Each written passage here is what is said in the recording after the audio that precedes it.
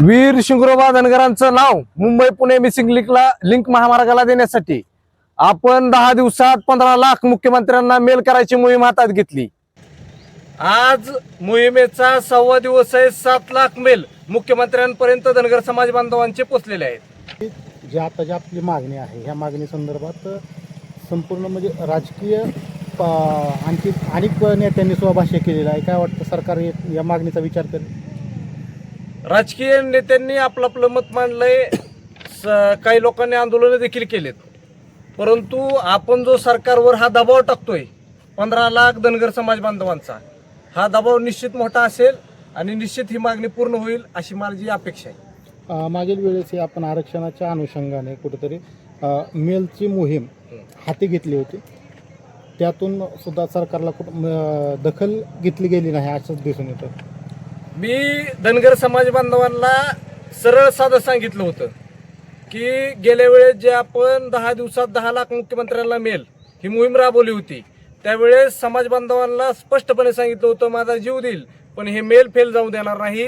त्याच्यानंतरच्या काळात अर्धवट पुलावर चढून मी जीव देण्याचा प्रयत्न केला, त्यावेळेस प्रशासनाने मला थांबवलं आणि सन्माननीय पालकमंत्र्यांनी त्या ठिकाणी मला बैठकीला बसू असं आश्वासन दिलं होतं। भाजपमध्ये अनेक नेते आहेत, मंत्री आमदार आहेत, एकही आवाज का उठवत नाही?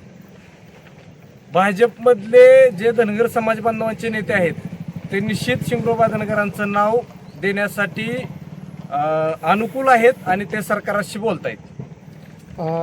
ह्या जो मार्गाला तुम्ही आपण शिंगरोबा धनगर यांचं नाव द्यायचं म्हणत आहात, ज्या प्रकारे इतर आंदोलनं होत आहेत त्याचप्रमाणे ह्या नावासाठी सुद्धा आंदोलन उभारलं जाईल। निश्चित जर समजा हे बेल जर आज मी तुमच्या साक्षीने शब्द देतो तुम्ही धनगर समाज बांधवांना, हे मेलचं जर फेल गेलं तर निश्चित रस्त्यावरची लढाई लढायला मी तयार आहे। आतापर्यंत किती मेल गेलेले? आतापर्यंत 7 लाखापेक्षा जास्त गेलेले। रिप्लाय काय लागणार? रिप्लाय येतोय ना, प्रत्येकाला येतोय। तुमचा सदरचा मेल प्राप्त झालेला आहे। आम्ही ज्या म्हणजे जो ह्याचा हे आहे विभाग त्याच्याकडे आम्ही मेल पाठवला आहे। पडळकर साहेब, जानकर साहेब यांच्या काय भूमिका आहेत? निश्चित त्यांची भूमिका तर शिंगरोबा धनगरांचं नाव देण्यासाठी 100% अनुकूल। आवाज का उठवला जात नाही? 100% पडळकर साहेब अंतर्गत भेटतायत, बोलतायत। असं जनतेसमोर आवाज उठवला पाहिजे त्यांनी। नाही, पडळकर साहेब देखील आवाज उठवतायत, तुम्ही पाहिलं असेल। निश्चित त्यांची मागणी देखील ती आहे। खरं तर या संदर्भात सरकारकडून जी भूमिका आहे अद्याप स्पष्ट झालेली आहे किंवा नाही काय? या संदर्भात अजून भूमिका स्पष्ट झालेली नाही, पण निश्चित भूमिका हे 15 लाख मेल पूर्ण झाल्यानंतर स्पष्ट होईल।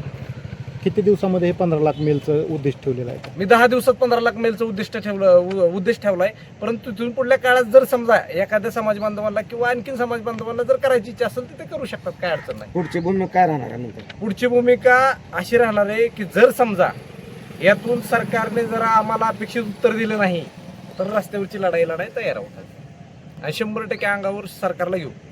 सरकारने मागील वेळेस सुद्धा धनगर आरक्षणावरून सांगितलं होतं की कुठेतरी त्यांना आम्ही आरक्षण देऊ, परंतु त्यावेळेस सुद्धा आरक्षण मिळालं नव्हतं आणि त्यावेळेस सुद्धा आपण फडणवीस साहेब यांचा जो व्हिडिओ आहे तो चालवून दाखवला होता आणि सांगितलं होतं की त्यांनी बारामती येथील जे आंदोलन आहे ते सोडवा आणि त्यानंतर आपण आरक्षण आमचं सरकार आले की देऊ। त्यानंतर सुद्धा कुठंतरी धनगर मतांचा, समाजाच्या मताचा उपयोग करून घेतला गेला, परंतु त्याचा कुठेही विचार केला गेलेला नाही।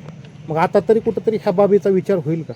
100% विचार केला जाईल अशी आमची अपेक्षा आहे, कारण 15 लाख लोकांनी मेल करणं म्हणजे 15 लाख धनगर समाज बांधवांच्या भावना तिथं पोहोचणं म्हणजे खूप मोठी गोष्ट आहे। भाजपच नाही, भाजपने तर धोका दिलाच आहे, पण इथनं मागचे जेवढे सत्ताधारी होते त्या प्रत्येकाने धनगर समाजाची दिशाभूल करायचं काम केलं आणि धोका द्यायचं काम केलं। यातून कुठं धनगर समाज बोध घेईल? निश्चित बोध घेईल, निश्चित। आमदारपर्यंत काय गेलं का मागणी आपल्या?